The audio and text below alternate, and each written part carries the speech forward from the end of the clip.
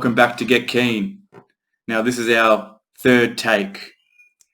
And Andrew thinks you shouldn't tell someone about that, but anyway, I just went and told Read you. my mind, bro. Welcome back to Get Keen, another video, another article analysis, and today we're going to be talking about who should pay for a date and our views on the topic, and also we're going to analyze this article, which is by Forbes, Kim Alcessa, and what she thinks about who should pay for dates, and also what most men and women think about that topic.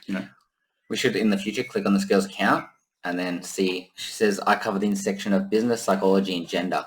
Yeah. So this could be interesting going forward. But we're going to cover this one and then give our opinions on it and why she's wrong or right, or we agree with her and why we disagree with her. Yeah, let's kick into it. All right. So, I'm reading because I'm the reader. Yeah, I can't read. Valentine's Day is just around the corner, and it's estimated that 42% of singles will be dining out to celebrate. For straight couples heading out for a romantic evening, it's still the men that typically foot the bill. Although that might sound like a good deal for their female companions, it's not. In fact, research indicates this chivalrous tradition needs to end if women expect to be treated as equals at work. That's actually a pretty good point. Yeah, I mean, I still think that all men should pay for the first. Is it the first? Yeah. Well, they say the first date, or they just say the bill in general. They don't even say the first date. So I think that all men should pay for the first date. That's what I've always been. I've always been taught that you just pay anyway. Yeah, but I like how she says that you can't preach equality of feminism if you expect to be paid for every time. If you want everything to be equal, that means you get the bad parts, which is you footing the bill every now and then. Yeah, definitely. I agree. If they want to have some sort of environment where women are, in their own minds, seen on the level of men, they're only putting it in their own minds. So, they need to split the bill. Yeah. Maybe take the bill every now and then. Yeah, maybe 10 times. See these girls being like, we deserve everything the men get, but not the bills. That's right. Doesn't make sense. You can't have one without the other. Definitely. In a survey on love and finances conducted by Money and Survey Monkey, a whopping 78% of respondents said they think men should pay for the first date. And perhaps surprisingly, men 85% were even more likely than women 72% to think that men should foot the bill. Even after the first date, men tend to pick up the majority of the expenses and report feeling guilty for taking money from women. This sounds like me. Sounds like me, bro. Gee, maybe you were in the survey. Maybe I was in the survey. Yeah, no, but I do relate to this a lot. I agree with I feel guilty every time a woman pays. But lately, through my red pill experiences, I've started to really think about when I put my money to a girl, when I give my time also and my money.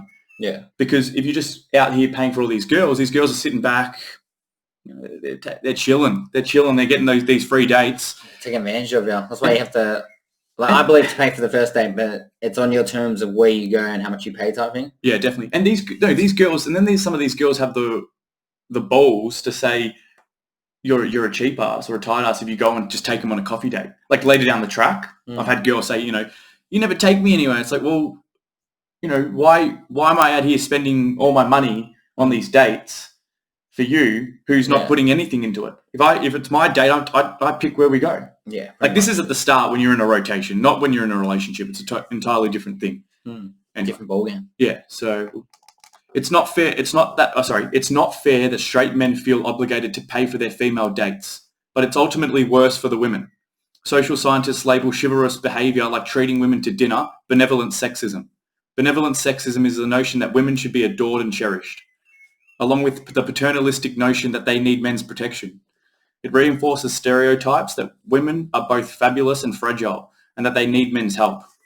So this pretty much is the key point in the article where she tries to address benevolent sexism. Yeah. And she's pushing that and saying how it's bad, which is crazy because it divides people even more because you have sexism, the original term, which is like, you can't do this, you're a hopeless girl, and then like just mansplaining whatever to her. Yeah. And just treating girls like they're subpar. Yeah. But then this is like being nice to girls that's actually bad now. And exactly. Like, they're trying to... You can't win-win. You can't be mean to girls, you can't be nice to girls without it both being sexist. Exactly. And it's like, I'm not even going to talk to this girl because I'm just going to be considered sexist. What? Because if I open the door and do some chivalry, it's going to be bad. And if I be mean to her, then it's still going to be. It's not like we're okay, well, for the simps that are out there that are actually just paying girls and not getting anything in return, they're not even going out on a date with them.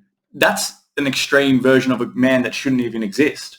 But when a guy's actually taking a girl out and they're enjoying their time together and he wants to pay for it because he's enjoying her company, then that's something that should be respected. No. Not seen as benevolent sexism where we're not holding them as fragile. We're showing courtesy. We're showing respect.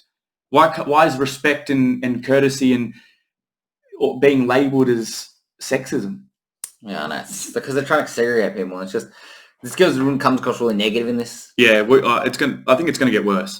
Yeah. Benevolent sexism has some serious repercussions for women that reach far beyond who pays for dinner. It impacts how women think of themselves and how others treat them, not just on a date but also at work. Ultimately, it can be a major contributor to the gender pay gap. I knew straight away that this woman was going to just talk about who should pay on a date. Yeah. She's going to try and say it impacts women in some sort of way. They're like, it's actually bad that you pay because now I'm not going to get paid more per hour because I'm not going to have the aspirations to go further because you can just pay. And it's like what type of backwards thinking is that? This girl's so far back that she's somehow forward in a way. If a girl wants to pay, a girl should pay. Like she should step forward and say. Yeah, exactly. One way that benevolent sexism impacts women's careers is by altering career aspirations, like Andrew just said. Women who believe that male romantic partners should be chivalrous protectors and providers have lower career ambitions than those that don't. In fact, girls who think this way actually had lower academic aspirations and academic performance. Among college-aged women, those that endorsed chivalrous behaviour showed less interest in achieving financial independence. Apparently, their career ambition is replaced with the desire to find a good protector and provider. So, what's wrong with a girl wanting a good protector and a good provider? That's my main. Yeah, I know. They're trying to act like it's a bad thing. Like, some girls might not want financial independence or financial freedom. No, they might want to have a good job, but they're not trying to become millionaires. They just want to have a nice family. They don't want. Yeah. Well, they're saying, what's the point of having a family? Yeah. They're trying to shun girls for wanting to stay home with the kids. Yes, opposite way. Instead of they should be trying to get jobs. You're like, why are you trying to find a good man? They want both parents. Why would you not want to find a good protector and provider? And what's there so much pressure to get money? They want both parents to be stressed and forced into these over 48-hour working weeks. Yeah, dude, it's crazy. Like, what are you going to do with money? Like, realistically, what are girls going to do with more money? Buy Louis Vuitton bags? Yeah, what are they going to do? If they're working and they buy all this designer clothes, why is it so bad to think maybe instead of working and buying Louis Vuitton, how about spending time with the kids? Why is that considered worse? It's crazy. Like, anyone would rather spend it. It's so materialistic these days. They always want to push this money and arrogance instead of family and just spending time and enjoying life. They're trying to label these girls that actually want to find a man that can look after them as weak and feeble and just don't have any aspiration in life at all. It's like, that's not right. They've got aspirations. Maybe they've got aspirations to be a good mother. Yeah. Maybe they've got aspirations to be... isn't always chasing money. Maybe all they want to do is look after their family, provide for their kids and their husband. Yeah, why can't a girl be a really good role player? What if she wants to have a leader that's the man and then take care of the kids and just her goal is to be the best mother possible? What's wrong with that? You can still be the ultimate female. You can work and have a side business. You can work from home, open up your own business, your clothing store. You can open up a baby clothing store whilst you're having a baby. You can do all those different types of entrepreneurial things. You don't need to lower your aspirations just because you've found a man that can actually support you. So crazy. Anyway, these women who appreciate chivalry also fear their own successes will make themselves less attractive to men, thinking that a potential husband would be threatened by a successful wife. They shy away from putting too much effort into pursuing a career. In a time when we're trying to inspire young girls and women into new fields and career paths, this is clearly counterproductive. This ties into our successful promoted women get divorced more. Yeah, girls that get promotions are more likely to get divorced. Exactly. They try and act like spin out like it's the men's problem. Like, maybe because the guys will be scared. Their respect and support for us is actually detrimental. It's like it's like what happens with the girls when they get the promotions and they become successful. They start looking at guys that are equally or above them successful. Yeah. So that's why the girls that can get the promotions seem to get divorced. Yeah. but they're trying to blame men all the time. Like, it's always going to be the man. Like, oh, if we actually get successful, then it's going to be the guy that gets, what's called insecure. Yeah. But really, they don't take into account that maybe the girls that get successful start looking elsewhere because they see the guys lesser. Exactly. There's so many other factors that are involved in a relationship and in a woman that is successful. It's not just now she's successful, the man is insecure. He's insecure because he can feel that he is crumbling. Yes, he can be that stay-at-home dad, look after the kids, do all that sort of stuff, but he's not going to be happy in the end. I'm telling you, you got these guys out there that are stay-at-home dads. Yeah, they seem like they're happy, but after a while, it gets to them. Yeah, they want to be the handyman. They want to be the guy that fixes things. That's just naturally who men are. Yeah. Anyway. They want to try and be the lead, and the girl wants them to be the lead anyway. Yeah, exactly. Benevolent sexism impacts women's task performance. Not only does it impact career aspirations, but women's performance on tasks get worse after they're reminded of benevolent sexism. In one experiment, participants were asked to complete a puzzle. Those that heard benevolent sexist comments prior to completing the puzzle performed worse than those who didn't hear the comments. The experimenters concluded that the comments made the women feel less competent, and that's why their performance decreased. This example can go with anything in life. You could tell someone that they've got shit teeth, or they got a fucked up ear, they got something wrong with them, or this would be like compliments. Like, the hair looks really nice today, whatever. Yeah, and then like they'll be thinking about that, like, yeah, I did do my hair last night. Like, they just don't worry about the task because they're worrying about like, exactly. And the girls might have heard it, and then they're like, oh, true, get jealous. Yeah, like, because now I need to do better to get the attention, seek validation. Yeah, you're right. Because men are actually being nice, and they're saying that chivalry is a bad thing. So these women are actually getting told positive comments. Yeah, they're probably thinking about the compliments, like, yeah, I'm keen. Yeah, so it's actually. But I'm not getting keen because I know they're getting no such attention, so they're probably thinking about that. Yeah, it's crazy. Anyway, let's move on to this. Let's go deeper into this. Yeah, it's a negative damn article, bro. Benevolent sexism reduces drive to fight for equality. As if reducing career aspirations and task performance weren't enough. Just reminding people of benevolent sexism changes how they think about the world. If women are told that these chivalrous cultural beliefs are popular, it leads the women to view society as fairer and to think that gender inequality is a result of women's choices and not discrimination. It's like this is what I take from this. Chivalrous cultural beliefs are popular. It's not a belief. It's just men just do it naturally because they want to show respect to women and they want to support women. Yeah, it's not something that they've been...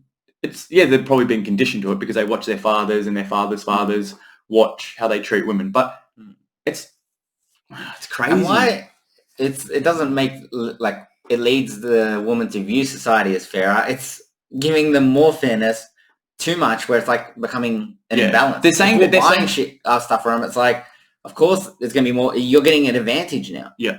We talk about fairer, like it doesn't help. Like, oh, I work and now I don't have to pay for my dinner. I'm saving. If you go somewhere like $50, yeah, and you have drinks, and it's like, oh, now it's like it makes me think it is fairer. It's like it is fairer. Yeah. What do you mean? You're getting a life on easy mode. You're getting free meals. You're getting but that's what they're saying. I think they're saying that it's taking away from women and what they can do in society because they're getting pushed away into the corner and men are doing everything for them. But I think they're going. Yeah, it is.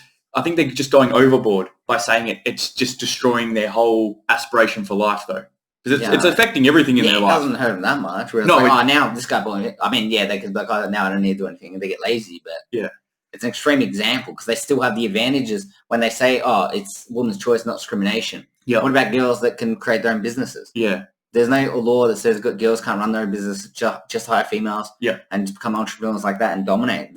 They could do it. There's no discrimination against it. Yeah. It doesn't... It's just they're trying to act like these things hurt, but they don't hurt. Yeah. Anyone can start a business. It might be lean. Yeah. In one experiment that illustrates this phenomenon, participants were reminded of benevolent sexism. Benevolent sexism were less likely to sign a petition requesting more female professors at their university. Benevolent sexism makes people think about the advantages of being a woman and therefore lessens their concerns about inequalities in society. It makes them think that the status quo is just fine. Thinks about their advantages. What's wrong with thinking about your advantages anyway? It's like, But they're shunning their advantages. They're saying that any advantage you have is not a good advantage because it doesn't... It's not for equality. Yeah, if you think about your advantages and then... I mean, you and I, like, they're trying to play the victim so much that they can't even address their own advantages, and they can't even say the imbalance of fairness to guys. They can't say, "Oh, benevolent sexism make people think about the disadvantages of being a man." Yeah. Why don't they say that? Why do they say that it makes them think it's bad because it makes them think about being the good side of being a woman? Yeah. Let's not think about the positives. Let's just ignore the positives. Yeah. In sign of equality instead of addressing the negatives, which is the disadvantages of men. Why do men have to pay? Those type of things. Yeah, exactly. The opposite way around. Yeah. Crazy girl. Crazy girl, bro. Benevolent sexism impacts women's feedback at work. Okay. This, I can sort of relate. I've seen this, I think. Yet another problem relates to how women are treated at work. If a male manager thinks a female employee is a delicate flower that needs to be protected, he may go easy on it. I've seen this countless times. I've seen this countless times. Just women get treated at work easier just because of the way they look. Yeah, I've never worked with women, so. Hospitality does that. You know, when you're working in hospitality, it's pretty much, they want women at the forefront for a lot of areas because women are just easy on the eye. They're more attractive to men and women. Like, even women think generally women. Yeah, they go to like a takeaway store. The girl's going to be serving you, not the guys will be cooks at the back. Yeah, so I've seen it, and it does make sense what they're saying so far. Study after study shows that women don't get the critical feedback at work that is essential for career success, and often don't land the tough assignments. This is particularly true for women who have managers that endorse behaviours consistent with benevolent sexism. Women end up with the glowingly positive reviews because managers don't want to hurt their feelings. Unfortunately, because women are being protected, they are also less likely than men to get the promotion or to be assigned the challenging task. This is certainly not helpful for women aiming to climb the corporate ladder. It's pretty much just putting the blame back on women, putting like them and saying that they don't have a choice what to think. Yeah, well, if a girl's good enough and she asks for the good tasks, harder tasks, then she should be getting it. Basically saying every woman is an Erin Brockovich at the start, you know, with what's her name? What's her name? Julia Roberts plays Erin Brockovich. She's like a lady that a mother, a mother that's what do you call? I've seen Erin Brockovich. Anyway. So she grows up. She keeps pushing up the ladder, and then she ends up becoming successful. Yeah. But it's that story that they're basically saying that every girl is an Erin Brockovich, but doesn't get listened to. Yeah. So, but that's crazy. That's the thing, that they can create their own companies and do all this stuff if they're that concerned about discrimination. Yeah. But it's hard to do that. Anyway. But also, they should be asking for harder tasks, and if they can't get them, then maybe they're not good enough, or maybe there's other reasons. They need to go for another job and go for another job in that field. Yeah. There's many jobs that will give them opportunity, surely. Yeah. So benevolent sexism holds women back both by altering women's perceptions of themselves and by limiting their opportunities. Unfortunately, eliminating benevolent sexism is no easy task. On the surface, chivalrous acts seem beneficial to women, so women have little motivation to call for change. Yeah, it makes sense. There are immediate rewards from accepting chivalrous favours from men, but the benefits associated with declining these offers are much more abstract. If a man offers to purchase a meal at an expensive restaurant for a woman, the reward is a free meal. It's a tangible gift that women receive straight away. Not only do those who decline men's help miss out on the free meal, but they also are perceived as cold for not appreciating the gesture.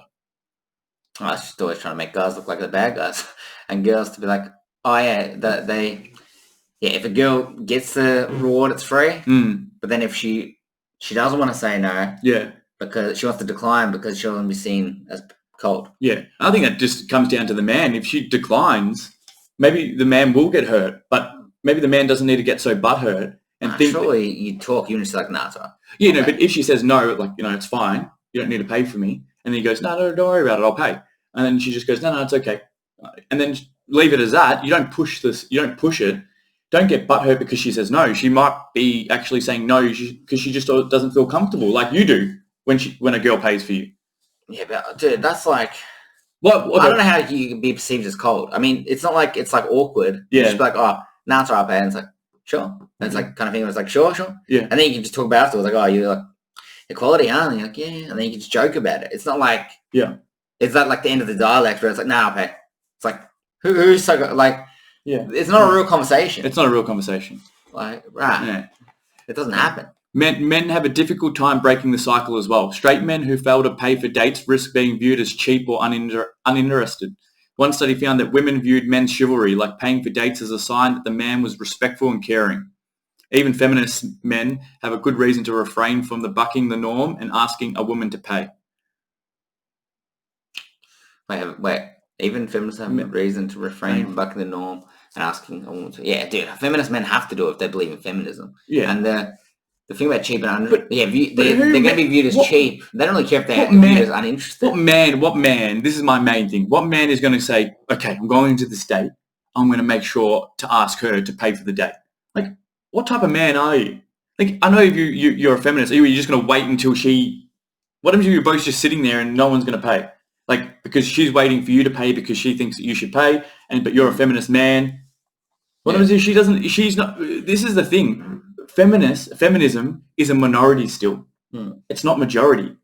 Most of the population of women, I 100% believe this. Western culture. No, I'm talking about feminism as a whole, like the movement. Yes, it's starting to creep into women's lives every now, like they're being conditioned, but most of them still don't follow feminism straight, like fully. There's a few, I don't know how much. So what I'm saying is all these women are sitting there, they'll wait for chivalry. They'll wait for the man to pay. Yeah.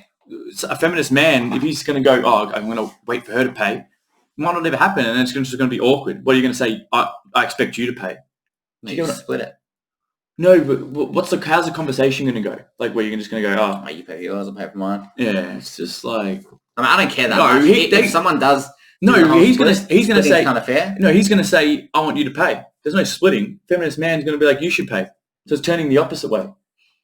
Do you get what I'm saying? It's going the opposite. I mean, it's gone too far, but like, splitting... No man goes in and goes, okay, we're going to make sure she pays today because I'm a feminist man and she should pay. No, but feminist men would be equality. Yeah, I get that. So if he gets her to pay, it wouldn't be equal. But equal's like, you pay yours, I pay mine. Yeah, I know, but naturally, men, I'm not going to go in and be thinking so much about who's paying. I just want to go focus on the date. Yeah. I'm scared about the date. Like, most guys are just nervous about the date in general. Anyway. But yeah, I reckon they trying to say, the guy seems uninterested. They're trying to put it back on men. Yeah. As they say, for dates viewed... Yeah. Straight men who fail to pay for dates risk being viewed as cheap or uninterested. Yeah. They just don't want to leave it at cheap, but really it's just they're going to be viewed as cheap and the girl's not going to want a second date because he didn't pay. Yeah, they had to add uninterested. Uninterested, so it swings it back on the guy. It's like, it's because I thought you weren't interested. And it gives a reason to blame the guy. Yeah, exactly. Shady, bro. Yeah, shady. Very shady. Anyway, same-sex couples don't have this gender-related problem. So when it comes to deciding who pays for dates, perhaps straight couples can seek guidance from lesbian and gay couples. According to one survey of the LGBTQ singles, a majority feel the person who initiated or asked for the date should pay. Although this seems like a fair solution in straight couples, men still do most of the asking, so men would still end up likely pay. Yeah. That's like they try and do that in the feminist world, where they're like, I think I'm for equality, but I think that whoever asked the date should pay the date. And they try and do that loophole where, so they get away because they know guys are going to pay. Ask for a date. Well, this is the thing. Loophole, bro. This is the thing. When you do ask a girl out for the date, you're going to where you want to go. You're not asking her where to go. In the red pill community, you're going, we're going out to this place. You should go, why can't go to this place? Well, are you paying? Like, you get what I'm saying? Are you inputting, putting in anything in? So that you pay. Yeah. Because it's where you want to go. So I agree with what they're saying. But if she goes, let's go bowling tonight, you go, yeah, no worries. You should expect her to pay then, if you're going by this article. Yeah. But I still would offer to pay because that's just how I would be as a man. Mm-hmm. Do you get what I'm saying? Like, I understand a few dates going into it, like a few more dates down the track, she may pay. Mm. But mate, if you're a high value male and you're on your purpose and you're on your grind, then just pay the bill.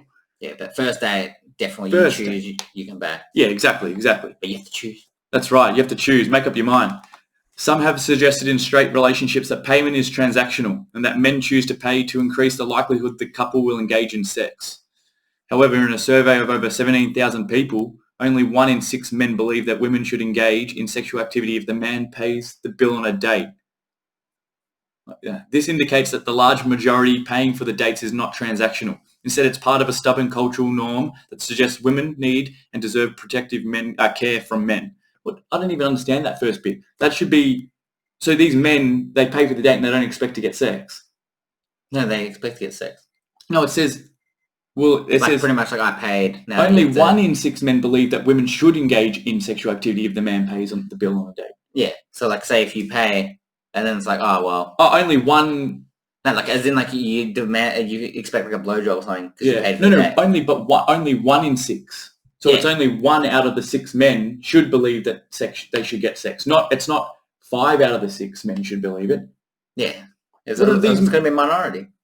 But they mean like, on the thing of, because I paid, I'd get sex. Okay. You didn't have to do any work. Oh, they're actually thinking because... Okay, I get you. Not like it was going to lead to sex. It should be 6 out of 6 if we're going to lead to sex. That's the point of the date, damn it. Yeah, exactly. Well, that's why I was confused by that. I wasn't reading it carefully. It was a date for them to be friends. Yeah, exactly. Anyway, paying for the bill is only one of the many behaviours that fall under the category of chivalry and serve to patronise women. Opening car doors, pulling out chairs, helping women with coats. Oh my God, pouring her a glass of wine, getting her cane. To be clear, these behaviours would be beneficial for everyone if both men and women participated in them to benefit both sexes. It becomes condescending when they're only done for women by men. Amen. Girls should be out here like pulling our chairs out, bro. Yeah. Driving us to the place, bro. Do you know where that giving us massage. That's where it starts though, the joke, where women like open the door and they go ladies first. You always get that with women. Like they'll try and then you know what you do as a man, you just stay quiet, bro. You stay quiet. You don't say anything to that. I do a cool line and stuff. I can't remember. Someone girl said to me once I had a cool line, but I can't remember what it is. You get some witty comment back, but... Yeah, witty comment back. I mean, you don't need to be pulling out chairs and opening... you just stand and just like, exactly, yeah. You don't need to be doing that sort of stuff, but if it happens, if you need to open the door and it's the best way to open the door and let her in first, just do it. Why are you sitting there thinking, should I do it because it's, I'm going to be seen as sexist? It's like, what are you doing? Anyway, women cannot expect to be treated as self-sufficient, independent, competent employees at work if our cultural traditions suggest just the opposite. So straight couples, this Valentine's Day as you head out on a date, keep this in mind. If you want to help women gain equality, insist on splitting the check. I mean, her message at the end is true if the feminist group agenda, if everyone follows that, you'd want to do this. Yeah. Well, that's what I mean by it's so backwards that it's forward, because it's like backwards in the realm of, in what they're saying of benevolent sexism bad because being nice to her you're mean to her now because you're not letting her not reach her full potential. Yeah. But this boils down to insist on splitting the check, which is that's sick because that's equality. Yeah. If you're going for the equality route. But this is what they're doing. They're generalizing. They're putting everyone into this like category or this group where they all want to be successful and they all want to have limitless amounts of money and they all want to just be guys, bro. They want to be by themselves and they want to be the MGTOW version of women. It's like, no, still most women just want to have a nice family and still just want to settle down and be a mother. I think I read somewhere there was an article or it's a statistic. So many women have left their jobs during this whole corona, and not lost their jobs. They've just left their jobs to stay at home to look after the family. So it just shows like there's a certain amount of women that are still moving towards, that are fighting this feminist movement because there's so many. I mean, the feminist movement is so... I remember some girls like, I remember it was like, she did a parody of the feminist movement saying like, it sucks. Like, we're going to have to like pay for our own dates. We're going to have to like work. Who wants to go to work 40 hours a week? Yeah. She was like bringing out these points. It's like, why do girls, they want to copy guys, the feminist movement trying to push them to be guys. Yeah. Why can't they just be girls? Why can't they be happy being different to be girls? They're trying to be exactly like guys. Yeah, exactly. And they're taking the stuff that we don't even want. Yeah, like, dude, who wants to work that much? Yeah. You know what I mean? That's why we work to have passive income. We have to, because obviously female hypergamy, we have to have that purpose in our life. No, if 9 to 5 jobs and that, like doing like stuff that like that isn't your purpose. Mundane. Like just doing like, I'm working 60 hours a week, but it's not like, it's not my passion. I just do it because I need some money. Yeah, it's just to pay the bills so then you can do something else. Yeah, but that's the stuff you don't want in your life. And they're trying to add that into their life and they're wondering why everyone's getting more depressed and they're leading to breakups and divorce with the promotions they're getting. And half the time these girls get promotions based on sexism in the way of, we have to hire these girls so we have some representation in the board. Yeah. Yeah, exactly. So you don't know if it's gone that way as well, where they're getting favoured. Like they said before, they're like, these girls get favoured because they get good reviews. Yeah, they get just pushed to the side. Yeah, but you can go up. That hurts guys as well, because now girls getting promoted instead of a guy. Yeah, that maybe might be better. Yeah, definitely. They're going to overlook the resume of men over women. Yeah, like in some of the trades. Oh, you need to go off. There's the feminist movement agenda now in our company. Yeah, you can come through. We need more women now. It's really hard to get a union job in Melbourne and that, Victoria. Oh, it's not hard, but it's hard. Like say it's hard to get and be kept on as a guy as a union. Yeah. But they'll hire girls because it makes them look better as a company. Yeah. Take a photo of the girl, there's that company that has this girls. We're obviously inclusive. Yeah. And then those girls get favoured. It should just be all it should be is it's not hard. It's not hard. It should be inclusive of whoever's right for the job. You're right for the job, you get the job. That's it. I don't care if you're a man or a woman. If you're a woman, you do it better than the man, you get the job. That's how it should be. Amen to that. It shouldn't be that hard. And anyway, Kim Elliser, good article. Give us a subby. Good negative article. Give us a comment. Give us a like, because like helps out for some reason. But just get keen. You get keen. Catch us later.